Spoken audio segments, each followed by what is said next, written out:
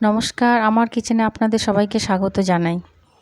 যেহেতু এখন নবরাত্রি চলছে তাই আমি সাবুদানার পুরি বানাবো। আর এটা যে কোনো ব্রতের মধ্যে খাওয়া যাবে, আর এটা খেতেও ভীষণ ভালো হয়। তা চলুন এটা বানিয়ে ফেলি, এই সাবুদানার পুরি। এখানে আমি 2 কাপ সাবু নিয়েছি। তো এই সাবুটাকে আমি হালকা ফ্রাই করে নেব। বেশি ফ্রাই করব না, কারণ এটা অল্প করলেই হয়ে যাবে। তো এবার আমি গ্যাসের স্টিমটা একটু কমিয়ে দিয়েছি, বেশি বাড়ালে আবার এটা পুড়ে যাবে। দেখুন হয়ে গেছে আমার। তো এটা ঠান্ডা হয়ে গেছে, এখন আমি এটার একটা পাউডার তৈরি করে নেব। তো এই যে হয়ে গেছে। তো এটাকে পাউডারটাকে আমি একটু চেলে নেব, কারণ এর মধ্যে দানা থাকবে, সেই দানাটাকে সরিয়ে দিতে হবে। আমার হয়ে গেছে চালা। আমি এখানে কতগুলো আলু সেদ্ধ করে নিয়েছি। তা আলুটাকে আমি ভালো করে ম্যাশ করে নেব, যাতে এর মধ্যে দানা না থাকে। তো এখন আমি এর মধ্যে সাবুর যে আটাটা সেটা দিয়ে দেব। দিয়ে এর মধ্যে লবণ দিলাম, ধনিয়া পাতা দিলাম, আর অল্প চিলি ফ্লেক্স দেবো। দিয়ে এবার আমি এই আটাটাকে ভালো করে মেখে নেব। এখন আমি প্রথমেই জল দেব না, জলটা আমি পরে আস্তে আস্তে অল্প অল্প করে দেব। একবারে বেশি জল দেব না। দেখুন এইভাবে হাত দিয়ে অল্প অল্প করে জলটা আমি দেব।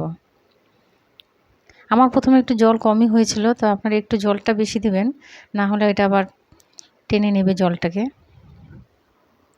তো আটাটা মাখা হয়ে গেছে, আমি এর মধ্যে তেল মাখিয়ে রেখে দেবো কিছুক্ষণের জন্য।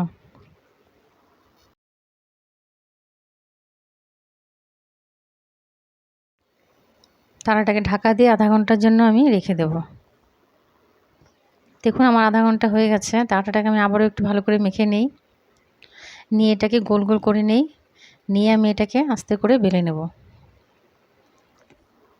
তো বেলার সময় একটু ফেটে ফেটে যাবে, তো ওটা হাত দিয়ে একটু ঠিক করে নেবেন এভাবে করে, তাহলে কোনো অসুবিধা হবে না। আর আমি একটা বাটি দিয়ে এটা কেটে নিলাম, তাহলে গোলটা সুন্দর হবে।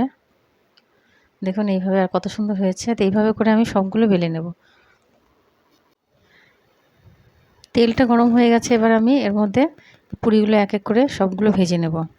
এই পুরিটা খেতে ভীষণ ভালো লাগে, আর এতটাই ভালো লাগে যে বোঝাই যায় না যে এটা সাবু দিয়ে বানানো। আপনারা এইভাবে এক করে একদিন বানিয়ে দেখুন, খুবই ভালো লাগে খেতে। দেখুন এইভাবে করে আমি সবগুলো পুরি ভেজে নিলাম। প্রথম আমার কয়েকটা পুরি ফোলেনি, কিন্তু পরেরগুলো সুন্দর ফুলেছে। হয়ে গেছে পুরিগুলো সব বানানো, খুব সফট হয়েছে পুরিটা, আর খেতেও ভীষণ ভালো হয়েছে। তা আপনারা একবার বানিয়ে দেখুন। আমার এই রেসিপিটা যদি আপনাদের ভালো লেগে থাকে, তবে অবশ্যই লাইক করুন, কমেন্টস করুন এবং শেয়ার করুন, এবং আমার চ্যানেলটাকে সাবস্ক্রাইব করে দিন। আবারও দেখা হচ্ছে আপনাদের সঙ্গে আমার নেক্সট রেসিপিতে। নমস্কার।